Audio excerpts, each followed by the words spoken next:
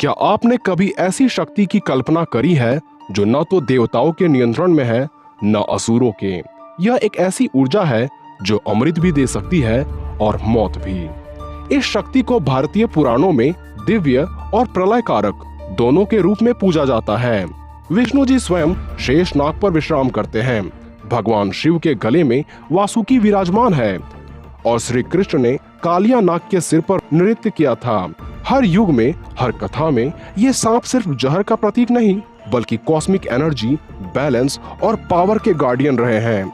यहाँ तक कि आज भी पद्मनाभ स्वामी टेम्पल के वॉल्ट बी की रक्षा सर्प ही करते हैं।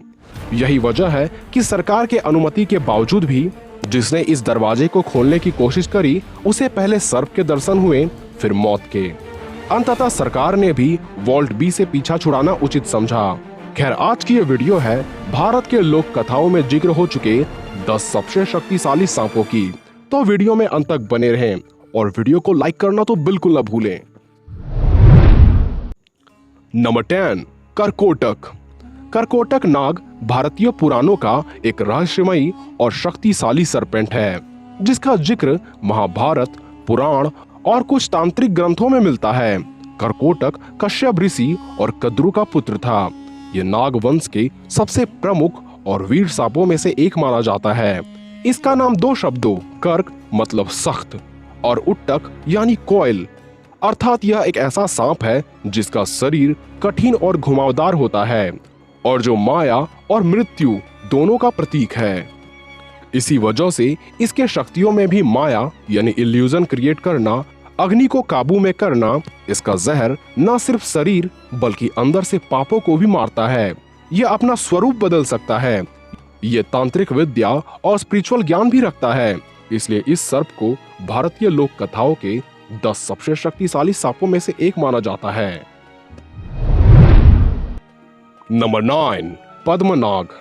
पद्मनाग या पद्मनाभ एक दिव्य सर्प है जो भगवान विष्णु के साथ जुड़ा है। इसका नाम पद्मनाभ स्वामी मंदिर से भी जोड़ा जाता है। कई ग्रंथों में पद्मनाभ को अनंत शेष का एक इनकारनेशन बताया जाता है जो सृष्टि के बनने के दौरान तब बना था जब भगवान विष्णु के नभ से कमल उत्पन्न हुआ और उस कमल से ब्रह्मा जी। इन्हें जीवन और पुनर्जन्म का प्रतीक माना जाता है। ये सदैव भगवान विष्णु के हृदय के पास रहता है और जब भी भगवान विष्णु योग निद्रा में जाते हैं तो पद्मनाभ उनके श्वासों से सृष्टि में नई प्राण शक्ति फूंकता है। इसलिए इनके पास डिवाइन ऑरा है, हीलिंग एनर्जी है। ये वाटर को कंट्रोल कर सकते हैं। कई बार इनके मंत्रों का प्रयोग करके इन्हें सुरक्षा कवच के रूप में बनाया जाता है, जैसा कि पद्मनाभ स्वामी मंदिर के दरवाजों को इन्हीं के मंत्र शक्ति से बंद करा गया है। और सबसे खास, ये सृष्टि के निर्माण में भी अहम भूमिका निभाते हैं। नंबर 8, उलूपी। उलूपी एक अनोखी और शक्तिशाली नाग कन्या है जिसे प्रेम, शक्ति और धर्म का अद्भुत संगम माना जाता है। इसका जिक्र महाभारत में भी हो चुका है और इसकी कहानी अर्जुन के जीवन से गहरा संबंध रखती है। वैसे ये नाग राजा कौरव्य की पुत्री थी जिसे नागलोक का शासक माना जाता था।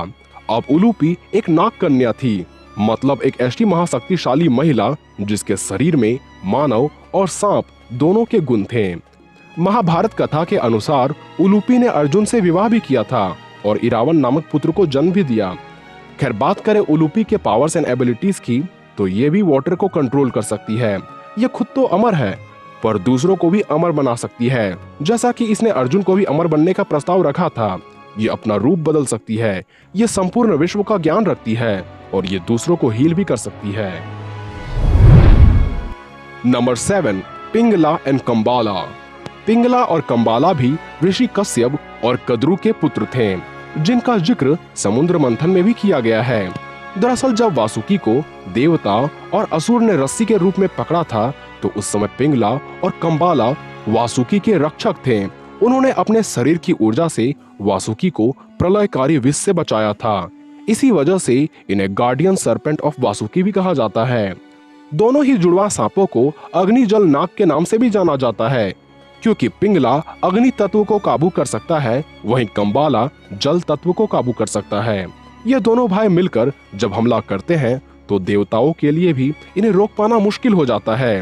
ये जहर को मैनिपुलेट कर सकते हैं। ये आग और समुद्र को आदेश देकर जो चाहे कार्य करवा सकते हैं। ये रूप बदल सकते हैं, साथ ही ये दूसरों को पत्थर में तब्दील भी कर सकते हैं। नंबर 6, कालिया नाग।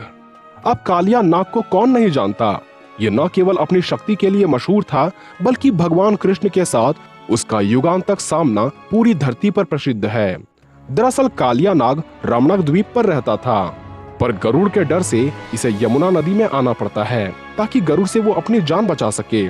पर कालिया नाग इतना विषैला था कि इसकी उपस्थिति मात्र से ही यमुना नदी का जल विषैली होने लगती है। आसपास के जीव, जल में मौजूद प्राणी सभी मरने लगते हैं। तब जाकर श्री कृष्ण को कालिया नाग के फन पर नृत्य करके उसे यमुना नदी से दूर भगाना पड़ता है। बात करें कालिया नाग के पावर्स की, तो इसके पास मल्टीपल हेड्स है। Hydra like regeneration, toxic aura, illusion creation, under water domain तथा विष की शक्ति है। नंबर 5, मनसा देवी। मनसा देवी को भगवान शिव के मन से उत्पन्न हुई देवी के रूप में माना जाता है, जो मानव और नाग तत्वों का संगम है। मनसा देवी की पूजा खासकर बंगाल तथा आसपास के क्षेत्रों में किया जाता है, क्योंकि सांपों के देवी के बारे में ये कथा प्रचलित है कि इन्होंने चांद सौदागर के 7 पुत्रों को तब मार दिया था जब चांद सौदागर मनसा देवी की पूजा नहीं कर रहे थे। लेकिन जब चांद सौदागर की बहू बेहुला ने मनसा देवी की पूजा करी, तब मनसा देवी चांद सौदागर के सभी पुत्रों को जीवित कर दिया और तब से इनकी पूजा बंगाल में होती आ रही है। खैर, बात करें मनसा देवी के पावर्स एंड एबिलिटीज की, तो यह जहर को नियंत्रित कर सकती है, सभी सांपों को आदेश दे सकती है, ये दूसरों को हील कर सकती है और विष से मरे हुए को जीवित कर सकती है। ये माया या इल्यूजन क्रिएट कर सकती है और दूसरों को सभी खतरों से रक्षा कर सकती है। नंबर 4, तक्षक। तक्षक नाग को जहर और युद्ध के प्रतीक के रूप में माना जाता है।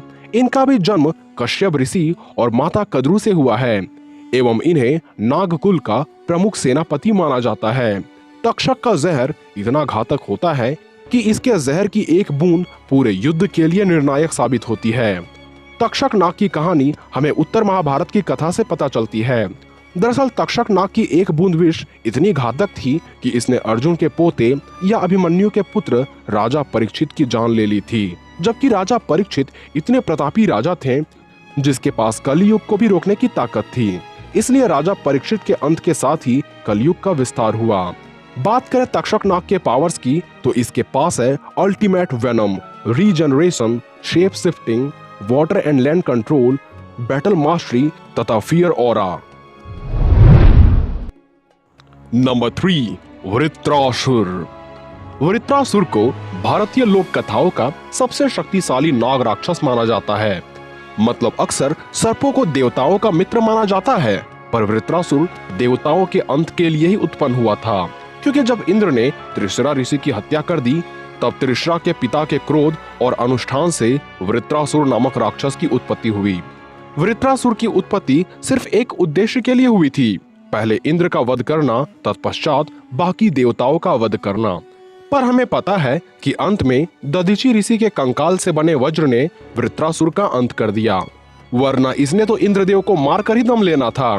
खैर, बात करें वृत्रासुर के पावर्स की, तो इसमें शामिल है वाटर मैनिपुलेशन, बैटल मास्टरी, लगभग इमॉर्टल, देवताओं तक को मारने की ताकत, खतरनाक विष, विशाल पर्वत समान शरीर तथा यूनिवर्स में कहीं भी आने जाने की क्षमता। यही वजह है कि इसे भारतीय लोक कथाओं का तीसरा सबसे शक्तिशाली सर्प माना गया है।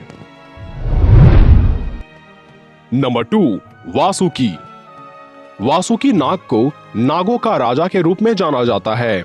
वे शेष नाग के छोटे भाई हैं और तक्षक, करकोटक, पद्मा जैसे अन्य नागों के साथ नागकुल के मुख्य श्रेष्ठियों में गिने जाते हैं। वासुकी का निवास पाताल लोक या नागलोक में बताया जाता है। इनके हजारों सिर होते हैं जो एक साथ जुटकर एक भी बन जाते हैं। वासुकी को एक महान शिव भक्त माना जाता है, इसी वजह से ये शिव जी के गले में आभूषण बनकर लटके रहते हैं। वासुकी जी द्वारा अमृत प्राप्त करने के लिए की गई त्याग को देवतागण भी नहीं भुला पाते। इनके सिर पर मणि पाई जाती है जिसमें लोगों की हर इच्छाओं को पूरा करने की ताकत होती है। खैर बात करें वासुकी जी के पावर्स की, तो इनके पास है इनफाइनाइट फिजिकल स्ट्रेंथ, इनके पास विष, जल और अग्नि की शक्ति है। ये पूरी तरह से अमर है और सबसे खास इनकी रक्षा के लिए स्वयं भगवान शिव हमेशा तैयार रहते हैं।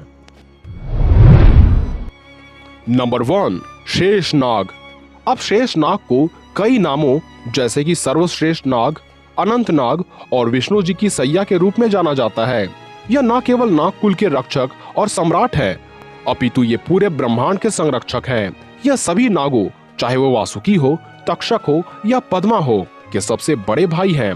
और यह क्षीर सागर, जहाँ विष्णु जी निवास करते हैं, में रहते हैं।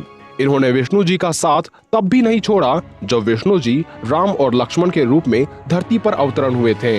ये सदैव से भगवान विष्णु के रक्षक रहे हैं, चाहे वो लक्ष्मण का स्वरूप बनकर हो या बलराम बनकर। खैर बात करें शेषनाग की शक्तियों की, तो इनके पास है पूरे यूनिवर्स को पल भर में धूल में बदल देने की शक्ति। ये अनंत काल तक जीवित रहेंगे, यानी ये पूरी तरह से इमॉर्टल है। ये अवतार लेकर धरती पर आ सकते हैं। इनके विष तो दूर, इनकी क्रोध भरी नजर किसी पर पड़ जाए तो उसका बचना नामुमकिन हो जाता है।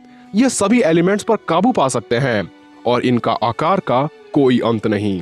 तो उम्मीद है ये वीडियो आपको पसंद आई होगी। ऐसे ही वीडियोस देखने के लिए हमारे चैनल से जुड़े रहें। तो आज के लिए बस इतना ही, मिलते हैं अगले वीडियोस में।